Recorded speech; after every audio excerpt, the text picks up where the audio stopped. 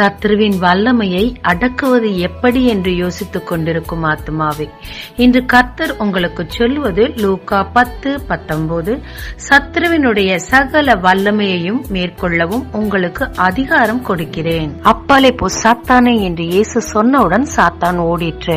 தன் அதிகாரத்தையும் வல்லமையும் பயன்படுத்தி பிசாசை விரட்டிய போது அலறிக்கொண்டு ஓடிற்று. ஆனால் சீஷர்களோ தன் அதிகாரத்தை அறியாததினாலும் விசுவாச குறையினாலும் சத்ருவை மேற்கொள்ள முடியாமல் போயிற்று. ஆமாங்க, முதல்ல நாம் யார், நமக்கு தேவன் கொடுத்த அதிகாரம் என்ன என்பதை அறிந்து கொண்டிருக்கணுங்க. நம்மை அவர் ராஜாக்களாய் அழைத்திருக்கிறார். தேளையும் பாம்பையும் மிதிக்கும் அதிகாரத்தையும் கொடுத்திருக்கிறார். ரொம்ப வீக்கானவங்க மாதிரி கெஞ்சிக்கிட்டு இருக்க அவசியமே இல்லைங்க. தேவன் நமக்கு தந்த அதிகாரத்தை பயன்படுத்தி வல்லமையோடு ஜெபிக்கும் போது சத்ருவின் வல்லமையை மேற்கொள்ள முடியுங்க. ஜெபிக்கலாமாங்க? அதிகாரத்தோடு ஜெபித்து சத்ருவின் வல்லமையை மேற்கொள்ள போதிய விசுவாசம் தாரும். இயேசு மூலம் பிதாவே, ஆமென். இயேசு கிறிஸ்துவின் நாமத்தில் இந்த நாளில் உங்களை ஆசீர்வதிக்கும் ஜீசஸ் விஷன்.